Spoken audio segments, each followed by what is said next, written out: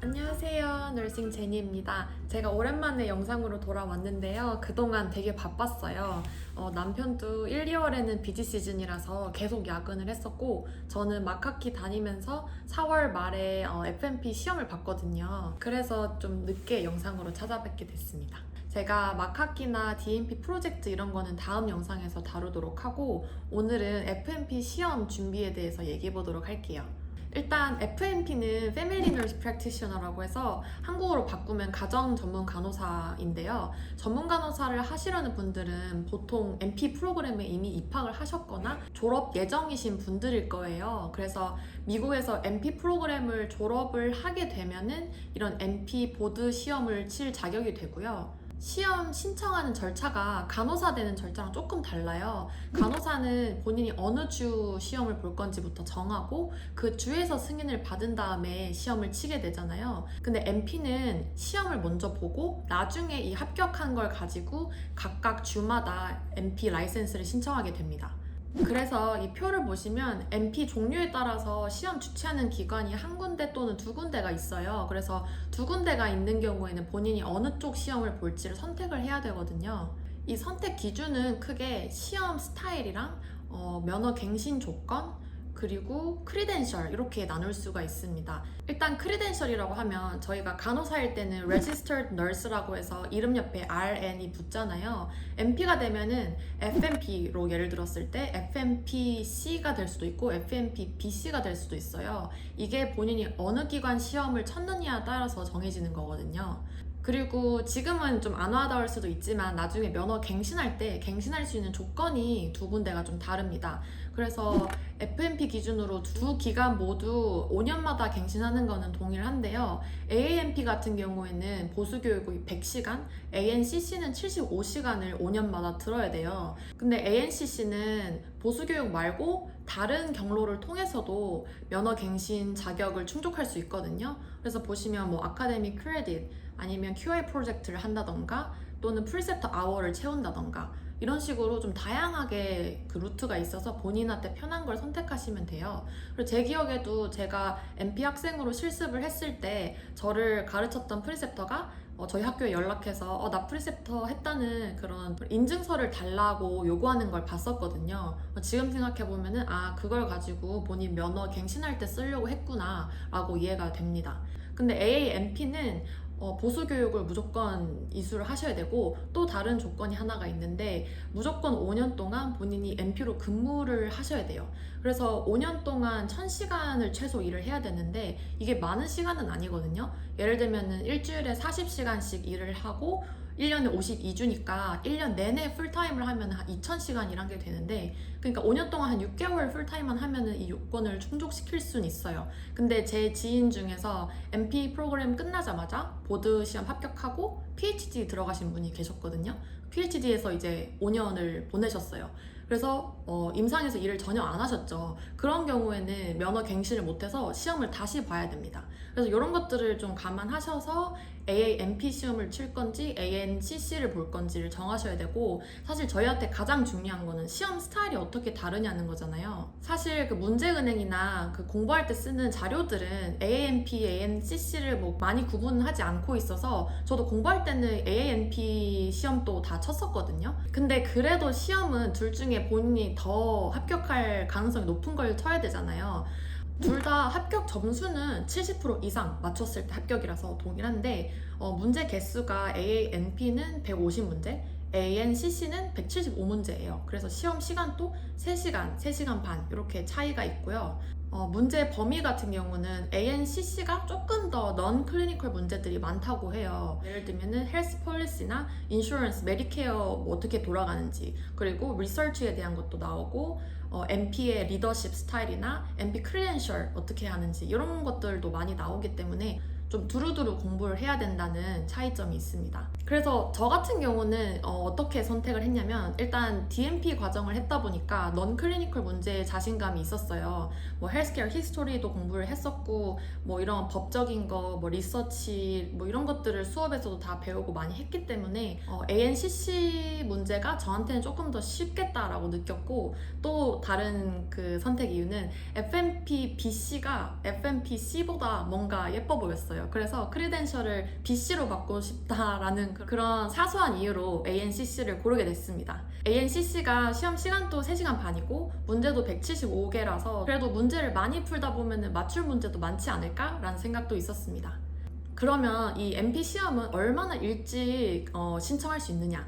저처럼 좀 성격이 급한 분들을 위해서 이 과정을 설명을 해드리자면 졸업 전에도 신청이 가능합니다. 특히 DMP처럼 중요한 이론 수업을 미리 다 끝내놓고 실습도 미리 다 끝낸 경우에는 바로 신청이 들어갈 수 있어요. 시험 어플리케이션에 꼭 기입해야 되는 부분이 크게 2가지인데요. 이론 수업 중에서는 3P 과목이라고 하죠. 제일 중요한 Pathophysiology, 그리고 Pharmacology, Physical Assessment, 이거 다 들었는지가 제일 중요하고, 실습도 이 학위를 얻기 위해서 필요한 실습을 다 끝냈는지가 중요하거든요. 그래서 이거는 사실 학교에서 직접 작성해서 이 학생이 저희 학교에서 이거 다 듣고 이거 다 한 거 맞습니다, 학교에서 그런 서류를 다 작성을 해줘야 시험 접수를 할 수 있습니다.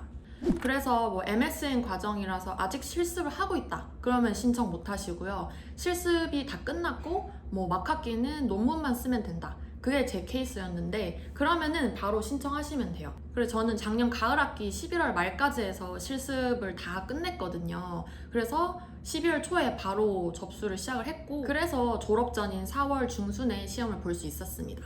그러면 이제 ANCC랑 AAMP 중에 어떤 시험을 볼지 선택을 하셨으면 시험 접수할 때 돈을 내야 되거든요. 그래서 제가 신청비를 아낄 수 있는 방법도 좀 연구를 해봤는데, 일단 몇 푼이라도 아끼고 싶으시면은 학생 때 AANP를 일단 가입을 해두세요. 이게 일반 멤버십 피는 97불이거든요, 1년에. 근데 MP 학생일 때는 1년에 55불이면 돼요. 그리고 이 AANP 멤버가 되면은 AANP 시험이든 ANCC 시험이든 시험 신청비를 할인받을 수가 있습니다. 그래서 ANCC는 원래 395불을 내야 시험 신청이 되는데 저는 290불에 신청을 했고요. AANP는 240불에 신청을 하실 수가 있어요. 그래서 저는 12월 5일에 바로 AANP 가입하고 ANCC에서 FNP 시험 접수를 했고요. 그러고 바로 학교한테 필요한 VOE를 작성해달라고 이메일을 보냈습니다. 그랬더니 학교가 생각보다 이걸 빨리 작성해준 거예요. 이 VOE를 한 달 내로 제출을 해야 되는데 12월 17일에 학교에서 답장을 줬습니다. 그래서 제 생각에 졸업식쯤에 다들 막 시험 신청한다고 학교에 이메일 막 보내고 있을 때는 좀 처리 기간이 더 길어지지 않을까 싶은데, 제가 좀 빨리 해서 그런지 학교에서도 빨리빨리 답장을 해줬고요. 이 VOE를 ANCC 측에 제출을 하자마자 AATT가 12월 21일에 왔어요. 근데 여기서 제가 좀 당황을 했던 게 ATT라는 게 엔클렉스도 뭐 6개월인가 그 테스트 윈도우가 있잖아요. 그래서 저도 테스트 윈도우를 어떻게 받았냐면 12월 21일부터 4월 20일 안에 시험을 보라는 거예요. 사실 제 계획은 4월까지 해서 막학기 종강을 하면 졸업식 전에 시간이 좀 나니까 그때 한 3주 정도 바짝 공부를 해야지 라고 했는데, 4월 20일 전에 시험을 봐야 된다고 하면은 막학기를 하면서 동시에 시험 공부를 해야 되는 거예요. 생각보다 조금 타임라인이 빨라져서, 그리고 제가 좀 빨리빨리 한 게 독이 되지 않았나 라는 생각이 들었습니다. 어쨌든 제가 그래서 윈도우를 익스텐션을 해볼까를 알아봤더니 그것도 뭐 서류도 막 복잡하게 내야 되고 100불 추가 비용도 들었고요. 만약에 시험을 이 윈도우 안에 쳤는데 떨어졌다라고 하면은 그것도 또 추가 비용이 들죠. 시험을 다시 신청해야 되니까 295불씩 들고, 또 시험을 떨어지면은 바로 볼 수가 없어요. ANCC 같은 경우에는 2달 뒤, 60일 뒤에 볼 수 있고 AANP는 2, 3주 뒤에 다시 볼 수 있거든요. 그래서 제가 내린 결론은 그래, 주어진 윈도우 안에서 시험 보고 합격하자. 그래서 막학기에 그냥 바로 동시에 준비를 했습니다. 근데 생각보다 괜찮았어요. 막학기에 제가 정말 논문만 쓰면 되는 상황이라서 나중에 뭐 포스터 발표도 하고 논문도 완성해야 되고 하긴 했는데 이거 말고는 할 게 없어서 결론적으로는 괜찮았다, 잘했다 이렇게 됐고, 시험을 이제 12월 말에 윈도우를 알게 됐으니까 한 4달 남았더라고요. 근데 제가 11월 말에는 여행도 가고 1월 중순에는 과테말라 의료봉사도 가고 해서 시간이 없었고, 1월 말부터 3달 남았을 때 본격적으로 시험 공부를 했습니다. 제가 원래 막 엄청 집중해서 단기간에 공부하는 걸 잘 못해요. 그래서 엔클렉스 공부할 때도 사실 한 3-4달 넘게 잡고 되게 잔잔히 좀 오래 했거든요. 그래서 이번에도 좀 비슷한 전략으로 가자 해서 1월 말에 바로 시험 공부를 시작을 했는데 뭐 바로 막 엄청 열심히 한 건 아니고 일단 문제은행 들어가서 공부도 안 하고 그냥 문제부터 풀었어요. 되게 엄청 천천히 시동을 거는 거죠. 그래서 문제는 뭘 쓰느냐 이것도 되게 고민거리였는데 제가 주변에 계신 선생님들 최근에 시험 합격하신 분들한테 여쭤보니까 뭐 사라 미셀도 추천을 하셨고 또 보드 바이탈도 추천을 좀 하셨거든요. 그 두 가지를 비교하자면 보드 바이탈이 좀 더 가격이 저렴했어요. 그리고 두 분 다 합격하셨으니까 둘 다 상관없다는 거잖아요. 그래서 고민을 하다가 근데 사라 미셀이 뭔가 홈페이지도 예쁘고 그거를 쓰신 선생님들이 되게 적극적으로 추천을 하셔서 저도 사라 미셀을 선택하게 됐습니다. 그 레딧 같은데 후기 찾아보시면은 되게 다양하게 공부 소스 있거든요. 제가 언급한 두 가지 말고 마스터리 어플 쓰신 분들도 있고 레이크 교재나 피츠제럴드 이거 교재 쓰신 분들도 있고 하니까 공부 방법은 정답이 없으니까 편하신 거로 골라서 하시면 될 것 같습니다. 사실 저는 학교 다닐 때 시험 공부용으로 쓰려고 레이크랑 그 피츠제럴드 책을 샀었거든요. 그래서 아직도 거의 새 책인데 이거를 보드 시험 때 쓸 수도 있었긴 한데 산 지가 너무 오래돼서 혹시 가이드라인 같은 거 좀 업데이트가 좀 안 돼서 괜히 헷갈리지 않을까? 이런 생각에 그냥 지금도 새 책으로 남겨두고 그냥 사람 이셀만 썼는데요. 이런 공부 소스들도 되게 월마다 가격이 좀 다른 것 같아요. 그래서 제가 그 등록했던 1월 말에는 좀 쌌거든요. 문제은행 한 달에 한 59불 내면 되는 거였는데 또 지금은 조금 다들 시험 공부할 때니까 그런지 가격이 좀 더 올랐고 이게 구독 서비스라 가지고 매달 59불씩 청구가 돼요. 그러니까 공부 기간이 길어지면 지출도 그만큼 많아지는 구조더라고요. 근데 어쨌든 저는 좀 얇고 길게 가는 게 편한 스타일이라서 1월 말부터 시작을 했는데 문제은행에 첫 문제가 있었는데 하루에 한 30문제씩 풀기 시작을 했고 일주일에 한 3번 정도 그냥 일할 때 좀 한가하거나 아니면 출퇴근 시간에 그냥 서서 문제 푸는 정도 이 정도로 가볍게 공부를 하고 집에 와서 30문제 중에 뭐 풀이 자세하게 봤을 때 처음 알게 된 내용 잘 몰랐던 내용 있으면은 좀 노트 필기 하면서 공부를 했습니다. 그래서 보시면은 처음에는 공부 하나도 안 하고 쳐가지고 정답률 막 50% 정도로 시작을 했거든요. 근데 하면서 점점 올랐고 100문제씩 일주일마다 하다 보니까 한 8주 만에 첫 문제를 다 풀었어요. 그리고 나니까 틀린 문제가 한 300개 있었는데 그거는 뭐 하루에 50문제씩 해가지고 한 3주 정도 오답을 맞출 때까지 계속 푸는 작업을 해서 첫 문제 공부를 끝냈습니다. 전 공부를 하면서 보니까 제일 어려웠던 게 더마톨로지. 이 메디컬 더마톨로지는 진짜 너무 헷갈려요. 영어부터 막 파퓰, 마퓰부터 해가지고 뭐 이게 이런 래시가 생기고 뭐 이러는데 막 너무 비슷한 거예요. 그래서 저는 스킨이 제일 어려웠고 그 다음으로 어려웠던 건 피디애트릭. 이건 사실 간호대에서도 공부 많이 하잖아요. 성장 발달, 뭐 몇 개월에 뭐 하고, 뭐 이런 거는 달달 외우는 수밖에 없더라고요. 제가 아기를 키워본 경험도 없다 보니까. 그래서 문제가 이런 식으로 나와요. 2살짜리 아기가 뭐 정기 검진을 왔다. 어떤 행위를 보였을 때 이 비정상적인 성장 발달을 의심할 건가? 뭐 첫 번째, 숟가락으로 밥을 먹는다. 두 번째, 동그라미를 따라 그린다. 세 번째, 뭐 한 발로 뛴다. 뭐 이러면은 이게 처음에는 감이 안 와가지고 이런 거 좀 열심히 외웠어야 했고 또 좀 외우셔야 되는 게 약물별 부작용 그리고 약물별 작용 기전 그리고 뭐 질환별로 가이드라인 따라서 first line, second line, prescription 뭐 할 건지 이 약에 뭐 알러지 있으면 다른 약 뭐를 처방할 건지 멀멀 들리는 북이랑 특징, 누구한테 들리면 정상이고 이럴 때 들리면 비정상인지 그리고 CYP450 이런 거에 따라서 작용기전, 상호작용 있는 약물들 당연히 다 외우셔야 되고 ANCC 보시는 분들은 그 보건 정책별로 뭐 Affordable Care Act라던가 하이테크라던가 이런 거가 각각 그 어떤 영향을 미쳤는지 이런 것들도 다 좀 외우셔야 될 거예요. 그래서 이렇게 첫 문제 다 풀고 오답까지 하고 나니까 시험까지 2주가 남은 거예요. 그래서 2주 동안은 또 이 문제은행에 포함되어 있었던 모의고사 5개를 풀었는데요. 매일 제가 한 30, 50문제 이렇게 풀다가 모의고사를 딱 시작하니까 아니 모의고사는 실전이랑 똑같이 나오잖아요. 그래서 150, 175문제가 있는데 막 3시간, 3시간 반 내리 집중해서 풀어야 되는 게 저는 처음에 너무 힘들더라고요.